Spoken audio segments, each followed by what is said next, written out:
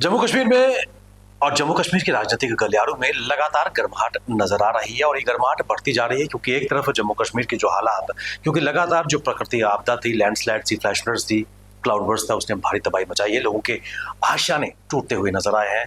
लोग खुले आसमान के नीचे सोने पर मजबूर हैं। 2 जून रोटी के लिए तरसते नजर आ रहे हैं। किसानों के एग्रीकल्चर लैंड्स, जमीन सिंक होती नजर आ रही है और लोग ये उम्मीद कर रहे हैं कि सरकार की तरफ से कहीं ना कहीं कंपनसेशन दिया जाए। ऐसे में जम्मू कश्मीर के मुख्यमंत्री उमर अब्दुल्ला आज विरोधियों के निशाने पर साफ नजर आ रहे हैं।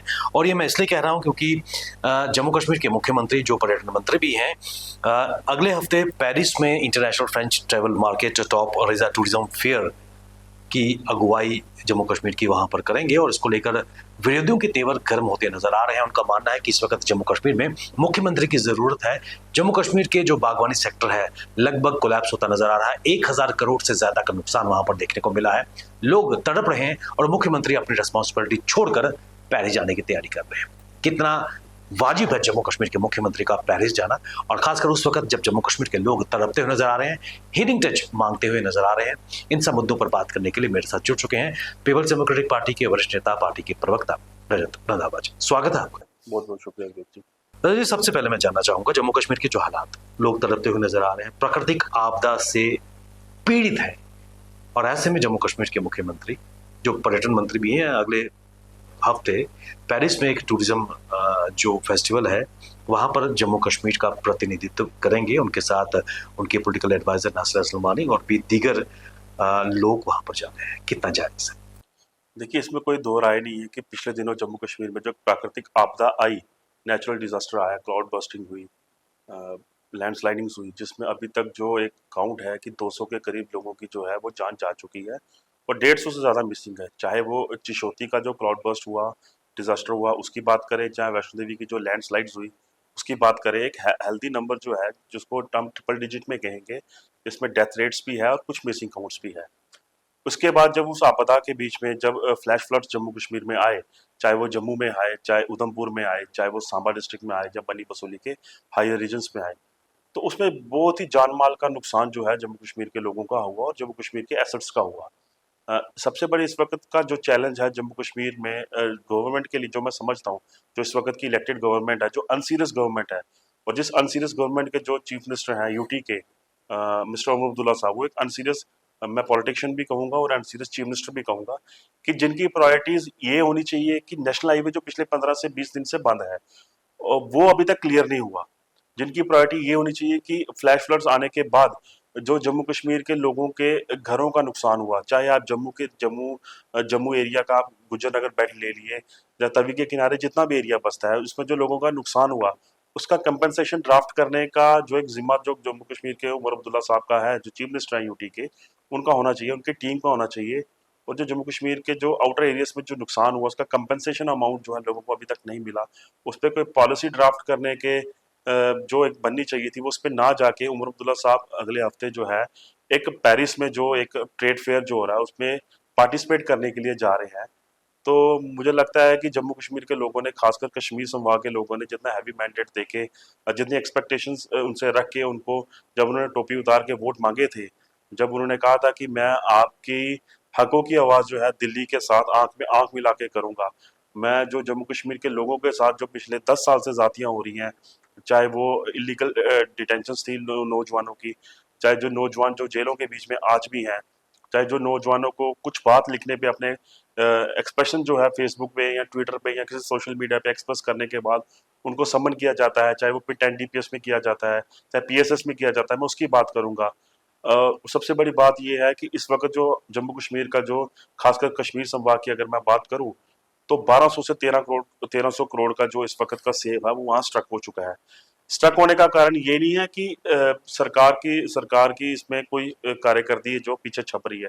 स्ट्रक होने का कारण ये है कि नेशनल हाईवे पिछले 20 दिन से बंद है। आप तो नेशनल हाईवे रिस्टोर नहीं करवा पाए। आप जम्मू के रिंग रोड में जाके देखें, कम से कम भी लेके जम्मू कश्मीर की हदो हदायत के अंदर 25 से 30 हज़ार जो ट्रक ड्राइवर्स हैं वो फंसे हुए हैं।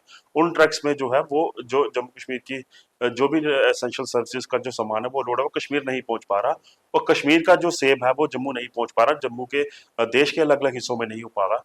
जो प्रायोरिटीज उमर अब्दुल्ला साहब की होनी चाहिए कि मैं इस वक्त नेशनल हाईवे कैसे रिस्टोर करूं।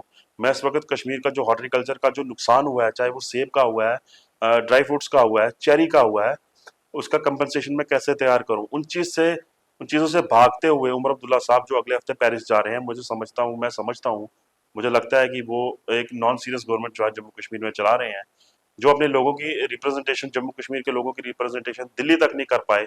जो 12 पोल प्रोमिसेस उन्होंने किए थे कि मैं इलेक्शंस में जीतने के बाद आपके जो 12 पोल प्रोमिसेस थे उसको फुलफिल करूंगा, चाहे इसमें बिजली माफी थी, चाहे इसमें पानी के बिल माफी थे, चाहे बच्चों की जेकेएसएसपी की रिक्रूटमेंट्स हुई या पब्लिक सर्विस कमीशन की रिक्रूटमेंट्स की जो फीस थी वो माफ करूंगा, मैं लोगों को फ्री राशन दूंगा, डबल राशन दूंगा। खैर वो तो पुरानी बात हो चुकी, उस पर तो ये खुद भी नहीं आप डिस्कस करते। जो अभी लेटेस्ट जो जम्मू कश्मीर के हालात जो बने हुए हैं, चाहे हम हॉर्टिकल्चर को लेके देखें, चाहे नेशनल हाईवे को लेके देखें, उन चीज को ये रेक्टिफाई करने के लिहाज से अनसीरियस नजर आ रहे हैं और पेरिस भागने की कोशिश कर रहे हैं। जो उमर अब्दुल्ला साहब जो जम्मू कश्मीर के चीफ मिनिस्टर, जिनकी रिप्रेजेंटेशन दिल्ली में फेल होगी, कि वह डिप्लोमेटिक टॉक्स करके ये कह रहे थे कि मैं दिल्ली और जम्मू कश्मीर के दिलों की दूरी जो है वो कम करूंगा। वो कहीं ना कहीं उनकी जो डिप्लोमेटिक टॉक्स थी वो शॉल देने के बाद भी सक्सेसफुल नहीं हो पाई। वो प्राइम मिनिस्टर की जो प्रेस उन्होंने सोनामर्ग में की, जिनमें जिनमें उन्होंने प्राइम मिनिस्टर को कहा कि आपके आने से यहाँ पे लोगों के दिलों में गर्मी ज्यादा हो चुकी है, वो स्टॉक्स में फेल हो गए। तो हम इनसे कितना एक्सपेक्ट कर सकते हैं कि जम्मू कश्मीर की हक होता है कि कितनी बात करेंगे। आपने यही कहा कि तारीफों का लगातार सिलसिला उनकी तरफ से प्रधानमंत्री और केंद्र सरकार के लिए है, लेकिन माननीय प्रधानमंत्री अभी हाल ही में बाढ़ प्रभावित पंजाब और हिमाचल का दौरा करके आए हैं। जम्मू कश्मीर के आने की उम्मीद थी, लेकिन लगता नहीं कि वो हो पाएगा। कल उनका जन्मदिन भी था, 75वां जन्मदिन भी था, और ऐसे में लगातार जो पॉलिटिकल अपोनेंट्स हैं उमर अब्दुल्ला के, वो कह रहे हैं कि इस वक्त जो उमर अब्दुल्ला साहब in the capacity of CM, Jammu Kashmir के मुख्यमंत्री के होने के नाते जो उनकी प्राथमिकता है उससे वो डॉज होते करते नजर आ रहे हैं, उनसे भागते हुए नजर आ रहे हैं, और पेरिस में जल्दी आपको सेल्फी लेते हैं। देखिए ऑब्वियसली बात है, ये तो आपदा तो अभी आई, ये तो सरकार बने हुए अब तो 11 महीने होने को आ रहे हैं, अक्टूबर में एक सरकार का 1 साल पूरा हो जाएगा। जो सरकार के पोल प्रोमिसेस थे वो तो अभी तक ये फुलफिल नहीं कर पाए। सरकार के जो वादे थे जम्मू कश्मीर के लोगों को लेके, खास करके जम्मू कश्मीर के नौजवानों को बड़ी एक्सपेक्टेशन थी कि काफी टाइम के बाद जम्मू कश्मीर में हेल्दी मैंडेट के साथ एक गवर्नमेंट आई है, उसके एक सीएम है, उनकी कैबिनेट है। जिस मुद्दों को लेकर ये जम्मू कश्मीर के लोगों के बीच में वोट मांगने गए थे, उन मुद्दों से तो ये बिल्कुल ही बाइकआउट कर चुके हैं, उस पर तो बात ही नहीं करते हैं, कहीं ना कहीं डाइवर्जन क्रिएट करते हैं। अभी पिछले दिनों का आपको एक वाकया याद होगा कि कश्मीर में जब किसी जगह पे उमर अब्दुल्ला साहब गए तो उन्होंने कहा कि मैं अंदर ही अंदर से हॉर्टिकल्चर की जो बात है, जो सेब की बात है, मैं दिल्ली पहुंचाने के लिए रेलवे मिनिस्ट्री के साथ अंदर ही अंदर से मैं बात कर रहा था। इंटरनल टॉक्स मेरी चल रही थी जो सक्सेसफुल हुई। गवर्नमेंट ऑफ इंडिया ने, रेलवे मिनिस्ट्री ने दो जो है रेल लाइन्स, जो जम्मू कश्मीर की रेल लाइन है उसमें 2 ट्रेन जब वो सैंक्शन किए, जो फ्रूट है वो श्रीनगर से उठा के वो सीधा दिल्ली भेजेंगे। तो वेरी नेक्स्ट डे एलजी साहब ने उसकी इनॉग्रेशन की। तो यहाँ तो हमें तो ये चीज भी समझने की जरूरत है कि जिस दिल्ली में जाके जिस रिप्रेजेंटेशन को ये देते हैं कि जम्मू कश्मीर में ड्यूअल पावर सरकार है, हम, मुझे लगता है कि जम्मू कश्मीर लोगों की बदकिस्मती के ये है कि हम इस वक्त डबल सिस्टम सरकार के जो है शिकार हो चुके हैं। अगर ऐसा ही सिस्टम रहना था, मुझे लगता था कि लेफ्टिनेंट गवर्नर का राज जो था वो बेहतर था। कम से कम हमें ये तो पता था कि हमने सिर्फ एलजी के खिलाफ लड़ना है। अब हमें समझ नहीं आ रहा कि हमने एलजी के खिलाफ लड़ना है कि हमने उमर अब्दुल्ला के साहब की सरकार के खिलाफ लड़ना है। तो उमर अब्दुल्ला साहब की कहनी और कथनी में बड़ा फर्क है। Very next day Omar Abdullah साहब नेशनल हाईवे का टूर करते हैं। नेशनल हाईवे टूर करने के बाद वो ये कहते हैं कि जनाब मेरे हाथ में नेशनल हाईवे नहीं है। अगर आपके हाथ में नेशनल हाईवे नहीं है तो नेशनल हाईवे अथॉरिटी को उनका काम करने दीजिए, आप क्यों उनके बार बार उनके काम में जाके टांग अड़ाते हैं। करने को कुछ है नहीं। जम्मू कश्मीर के लोगों के लिए जो एक्सपेक्टेशंस इन्होंने दिखाई थी उसमें कुछ कर नहीं सकते। बॉर्डर गेट इनको अच्छा मिला है, दिल्ली जा रहे हैं, कोचीन जा रहे हैं, मुंबई जा रहे हैं, राजस्थान जा रहे हैं, पेरिस जा रहे हैं, तो पेरिस जाके करेंगे क्या। पेरिस की जनता की, पेरिस में कम से कम मेरा जो अनुमान है 20 से 22 लाख की जो है वहाँ की टोटल पॉपुलेशन है। तो आप वहां के जाके पेरिस के लोगों को क्या बताएंगे कि जम्मू कश्मीर में मुझे इसलिए काम नहीं करने दिया जाता है एलजी गवर्नर साहब के द्वारा कि वहां पे पुलिस जो है मेरे अंडर नहीं है। जम्मू कश्मीर में मैं नेशनल हाईवे रेक्टिफाई नहीं कर सकता क्योंकि नेशनल हाईवे अथॉरिटी मेरे पास नहीं है। जम्मू कश्मीर के कैबिनेट के फैसले जो है वो अभी तक बिजनेस रूल में अटके पड़े हैं क्योंकि एलजी साहब उसको अप्रूव नहीं कर पाते। भाई साहब आप पहले जम्मू कश्मीर के लोगों के मुद्दों को हल करें ना, आप पेरिस जाके क्या रिप्रेजेंट करना चाहते हैं। मुझे तो लगता है कि एक आई वॉश जो टूर होगा इनका जो है, यहाँ के जो मेन मुद्दे अभी जम्मू के बर्निंग इशू हैं उनसे स्किप होकर वहां बात जाने की कोशिश कर रहे हैं। रजत जी, एक महत्वपूर्ण चीज मैं आपसे जानना चाहूंगा। एक तरफ जम्मू कश्मीर प्रकृति का आपदा से दो चार हो रहा है, कई लोग मारे जा चुके हैं, तबाही का मंजर हर जगह नजर आ रहा है, दूसरी तरफ बसोली उत्सव पर्यटन विभाग करता नजर आ रहा है। क्या इस आपदा की कड़ी में लोग प्रभावित हुए हैं? क्या वाकई इस वक्त कोई उत्सव कराने की जरूरत जम्मू कश्मीर में है? देखिए, मैं समझता हूँ कि जब 14, 13 और 14 अगस्त को जम्मू कश्मीर के किश्तवाड़ जिले के पाटर में जब फ्लैश फ्लड्स आए, तो वहाँ पे अचानक से एक अनुमान था कि 100 के करीब जो लोग हैं उस फ्लैश फ्लड में बह के जो मेन जो चिनाब का जो एक ट्रिब्यूटरी है उसमें बह गए। तो वेरी नेक्स्ट डे 15 अगस्त का फंक्शन था जम्मू कश्मीर में, क्या पूरे हिंदुस्तान में था, बड़ी खुशी से लोगों ने यहाँ मनाया। तो जम्मू कश्मीर का जो एलजी प्रशासन था उसने कहा था कि हम जो जम्मू कश्मीर का जो इंडिपेंडेंस डे का फंक्शन होगा उसके ना उसका तो एक एट होम फंक्शन जो शाम को होस्ट किया जाता है, चाहे वो सीएम साहब करें चाहे एलजी साहब करें, उसको कैंसिल कर दिया गया। फ्लैग होस्टिंग भी जो रखी गई हर जिला स्तर पे, वो एक बिल्कुल सिंपल सेरेमनी की तरह होस्टिंग हुई और स्पीच जो हुई और डिस्पर्सल उसके बाद हुआ। तो अभी तक तो वो जो टूरिस्ट जो वैष्णो देवी में भी आए जिनकी बॉडीज अभी भी मिसिंग है, वो अनट्रेसफुल है। तो उनकी जो एक जस्टिफाइड जो इंसिडेंट होने के बाद सरकार का जो एक कंपनसेशन था जो लोगों को मिलना चाहिए वो अभी तक नहीं मिला। आपने कहा कि बसोली में टूरिज्म फेस्टिवल हो रहा है, तो मुझे लगता है कि इन पे उमर अब्दुल्ला साहब को शर्म आनी चाहिए कि आपको टूरिज्म मिनिस्टर हैं, अभी तक जम्मू कश्मीर आपदा से नहीं निकला। आपको बात करनी चाहिए कि जम्मू कश्मीर में जो एक राहत पैकेज है गवर्नमेंट ऑफ इंडिया से, वो कैसे नेगोशिएट करके जम्मू में लाना है। आपको एक 209 करोड़ रुपए की जो भीख है गवर्नमेंट ऑफ इंडिया ने दे दी, मुझे समझ नहीं आ रही कि 209 करोड़ का होगा क्या। 3 पुल हमारे कठुआ डिस्ट्रिक्ट में बह चुके हैं। आज की डेट में किसी पुल की अगर डीपीआर भी तैयार करानी है तो उसमें करोड़ों रुपए लगते हैं।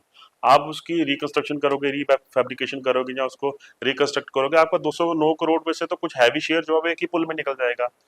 उमर अब्दुल्ला साहब को सिर्फ अपना प्रोटोकॉल एंजॉय करना है, अपनी गाड़ियों को एंजॉय करना है, अपने सिक्योरिटी मोटरकेड एंजॉय करना है, हेलीकॉप्टर्स की जर्नी जो है वो एंजॉय करनी है। उनको ये प्रायोरिटी नहीं थी कि जम्मू में जब कश्मीर में चिले कलां चल रहा था, जब कश्मीर में इलेक्ट्रिसिटी क्राइसिस थी, तो वो गुलमर्ग में एक फेस्टिवल होस्ट कर रहे थे, जिसकी क्या कॉन्सिक्वेंसेस आई, वहां पे क्या रिप्रेजेंटेशन जम्मू के कल्चर के खिलाफ दी गई, वो आप भी जानते हैं, जम्मू कश्मीर की जनता भी जानती है। उमर अब्दुल्ला साहब को जम्मू में जब फ्लैश फ्लड्स आए तो very next day Omar Abdullah साहब फ्लाइट पकड़ के दिल्ली भागे और वहां जाके रेजिडेंट कमिश्नर में टॉक्स कर रहे हैं कि हम इसके फ्लैश फ्लड से कैसे जम्मू कश्मीर को निजात दिया जाए। उमर अब्दुल्ला साहब का जो इस वक्त मेन काम होना चाहिए कि सेंटर से एक कंपनसेशन पैकेज, एक रिलीफ पैकेज जम्मू कश्मीर के लोगों के लिए लाना चाहिए। मैं आपको बताता चलूं तो 2014 में फ्लैश फ्लड्स आए, इन्हीं की सरकार थी, उस सरकार में भी विफल हुए फ्लैश फ्लड में कंपनसेशन लाने के लिए। 2014 के बाद सरकार बदली, नई सरकार आई, उन्होंने 80,000 करोड़ रुपया कश्मीर के लिए पैकेज लाया। तो मुझे बताएं, उमर अब्दुल्ला साहब की तो आज भी सरकार है। 92 में जब फ्लड आए थे तब भी उमर साहब की एनसी की सरकार थी, तब भी कोई कंपनसेशन अमाउंट नहीं था। 2014 में भी नहीं ये ला पाए, 2025 में भी नहीं ये ला पाए, तो ये करेंगे क्या जम्मू कश्मीर के लोगों के लिए? आपने किसी को नौकरी नहीं दे सकते सिवाय एक नौकरी के जो उन्होंने अपने एडवाइजर साहब को दी है। आप किसी की एक्सटेंशन नहीं कर सकते सिवाय इनके रिश्तेदार 2-3 हैं जो केस ऑफिसर थे, उनको एक्सटेंशन मिली। आप किसी का टैक्स नहीं माफ कर सकते, आप किसी का बिजली का बिल नहीं माफ कर सकते, आप लोगों की जो इलीगल ऑक्यूपेशंस जो जिसके लिहाज पे लोगों में कश्मीर के लोगों को आज भी तंग किया जा रहा है, आप उस पर बात नहीं कर सकते, आप पीएसए पे बात नहीं कर सकते। आप जो लाखों हजारों की तादाद में जो जम्मू कश्मीर के नौजवान है, खास करके कश्मीर डिवीजन के नौजवान है जो आज भी देश की अलग अलग जेलों में बंद, आप उस पर बात नहीं कर सकते, तो आप बात किस पे कर सकते हैं? आप प्लीज जो आपने मुंह से आप लोगों को बताएंगे एटलीस्ट हम उस पर जस्टिफाई तो हो पाएंगे कि उमर साहब कुछ बोलते तो हैं। जब उनसे सवाल किया जाए, जनाब आपने ये वादा किया था, नहीं जी आप पुरानी सरकारों को पूछो। वैसे चलते चलते एक चीज मैं जानना चाहूंगा, लोगों का ये मानना है कि उस मुख्यमंत्री से क्या उम्मीद की जा सके जब वो गृह मंत्री अमित शाह जम्मू के दौरे पर थे और तस्वीर जो वायरल हुई थी, पीछे खड़े हुए जम्मू कश्मीर के मुख्यमंत्री थे, और ऐसे में क्या तवक्कुआत, क्या एक्सपेक्टेशंस उस मुख्यमंत्री से करें, लोगों का ये मानना है। लोगों की एक्सपेक्टेशन अलग हो सकती है। लोगों ने क्या, हम सब ने वो चित्र देखे जब होम मिनिस्टर साहब जम्मू में फ्लैश फ्लड्स का दौरा करने के बाद एक 2 दिन दिवसीय टूर के लिए जम्मू कश्मीर में आए, तो जम्मू के अलग अलग एरियाज में गए। तो प्रोटोकॉल के हिसाब से चीफ मिनिस्टर साहब का भी फर्ज बनता है और उनकी ड्यूटी है उनके साथ हर जगह में जाना।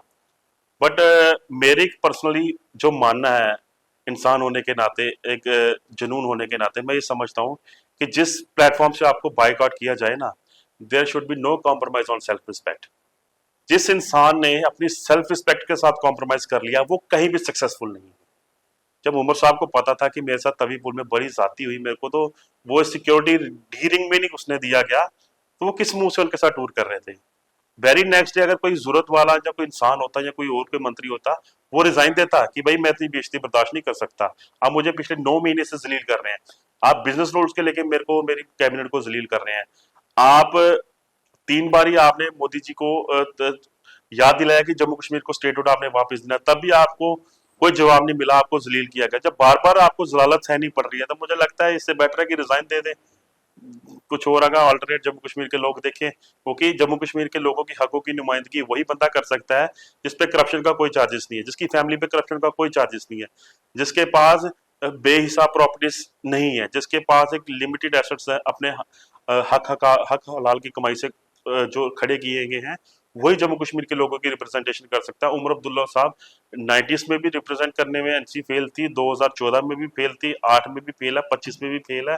खुदा ना खास्ता अगर इनको फिर से कहीं इन फ्यूचर आगे 25-30 साल के बाद मौका मिलेगा तब भी फेल होगी। नजर जी, आप हमारे साथ स्टूडियो में और खासकर जम्मू कश्मीर के राजनीतिक गलियारों में जो इस वक्त गर्माहट, खासकर उमर अब्दुल्ला साहब का पेरिस दौरा, उसको लेकर लगातार वो क्रिटिसिज्म का शिकार हो रहे हैं, जबकि जम्मू कश्मीर की आवाम को उनकी ज्यादा जरूरत है, उस पर आपने प्रकाश डाला। आपका बहुत बहुत धन्यवाद।